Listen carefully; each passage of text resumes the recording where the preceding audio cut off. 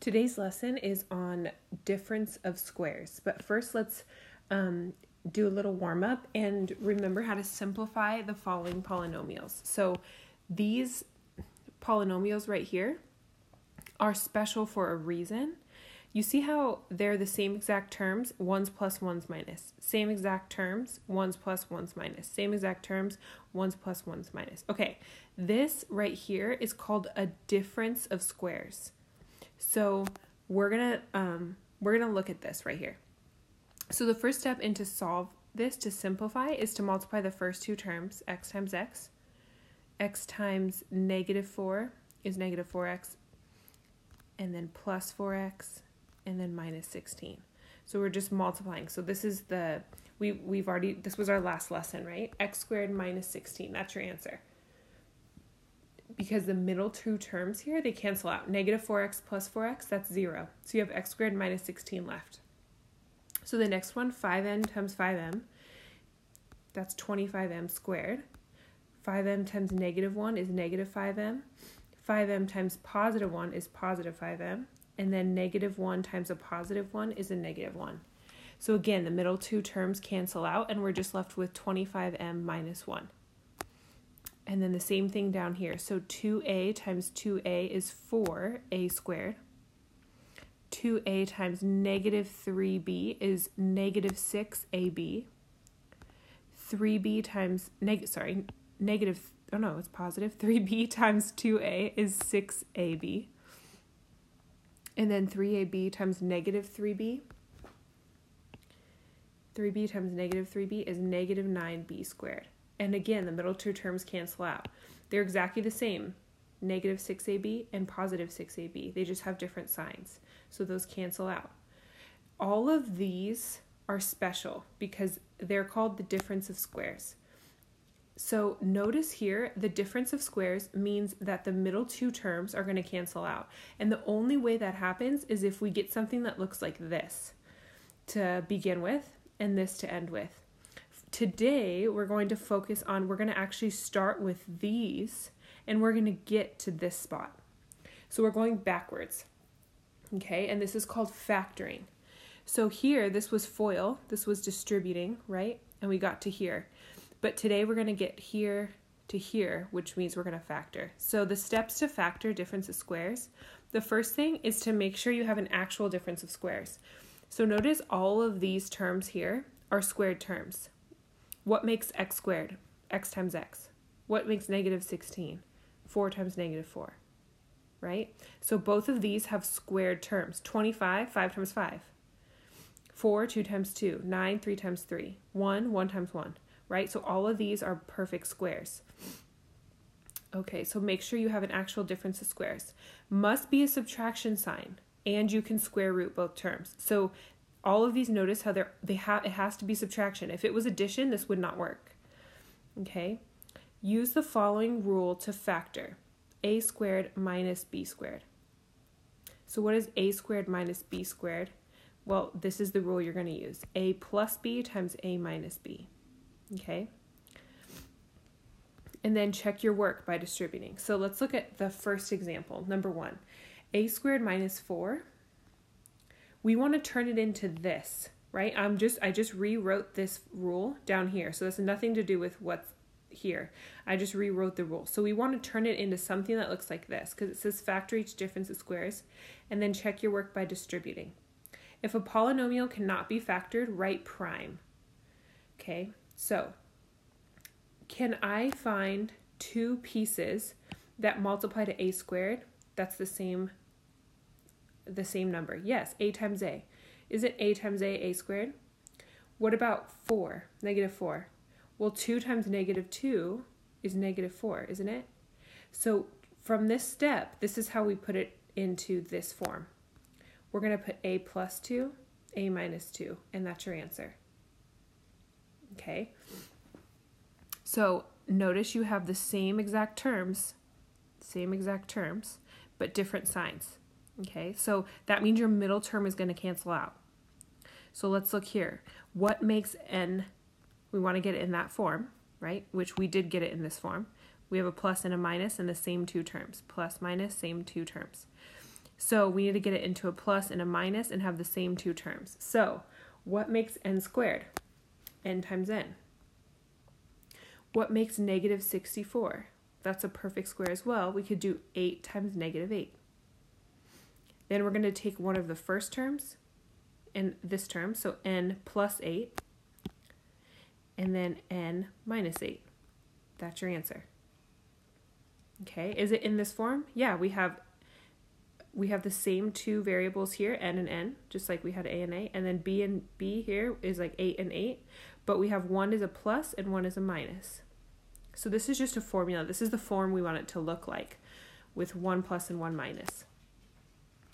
Okay, so let's try number 3. This is what we want it to look like, a plus b and a minus b. So what makes 81? 9 times 9. What makes negative x squared? X times negative x. Okay, how do we put this together? 9 plus x and 9 minus x. 9 plus x goes here. 9 minus x goes here. That's your answer.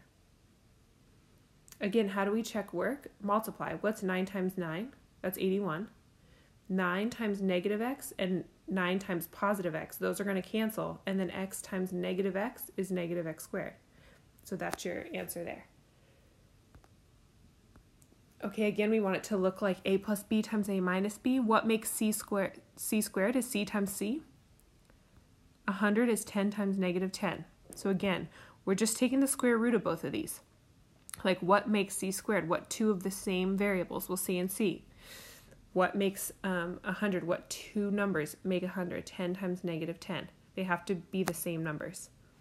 And now we're going to take 1 from this side, so c plus 10. And then c minus 10. And it looks like this, right? We have a plus, we have a minus, and we have the same terms in the front, and then the same terms here in the back. Okay, notice how number 5 has a plus. Do you notice how we've been checking its difference of squares, so it's minus for these. But this one has a plus. That means that this is prime. And I didn't write that, so let me write that. No subtraction, so we can't solve. So the answer here is prime. Okay. Now, number 6, how do we make a 1? Here, to make a 1, 1 times 1, right? How do we make a 49? Let's think of that first. A negative 49 is 7 times negative 7, but we have to have a y squared on top of it. So it's 7y times negative 7y. So let's check this. 7 times negative 7 is negative 49, and y times y is y squared. So now we're going to take one of the first ones, 1 plus 7y, and 1 minus 7y. And again, let's just check. So 1 times 1 is 1. 1 times negative 7y, and 1 times a positive 7y, that's going to cancel. And then 7y times negative 7y is negative 49y squared. Okay. Number 7 and 8, I want you guys to try. Let's go on to number 9. So 16a squared. So look at the number first. How do we make a 16? 4 times 4. How do we make an a squared? A times a, so put it together. 4a times 4a. 4 times 4 is 16. A times a is a squared. What about a negative 121? Well, 11 and negative 11. And now we put it together. 4a plus 11 and 4a minus 11.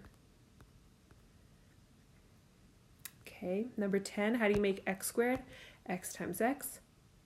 How do you make a negative 81y squared? Well, 81 is 9 times 9. Y squared is y times y.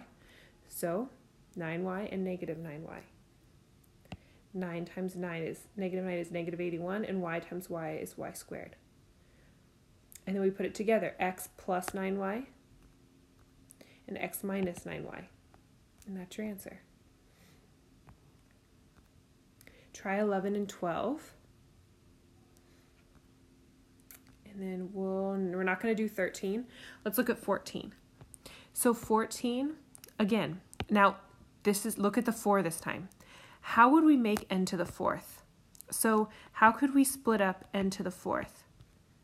Well, n times n is n squared, right? What if we did n squared times n squared? What do you do with these variables here? When you multiply like n squared times n squared, you add these, right? So this is going to be n to the fourth. So if you see n to the fourth, this is how we're going to split it up. But it's 81 n to the fourth. So 81 n to the fourth. So that means it's going to be 9 n squared times 9n squared. Okay? So that's how we can look at this. So we have 9n squared times 9n squared. Negative 25 is 5 times negative 5. And this is how we set it up. 9n squared plus 5 and 9n squared minus 5.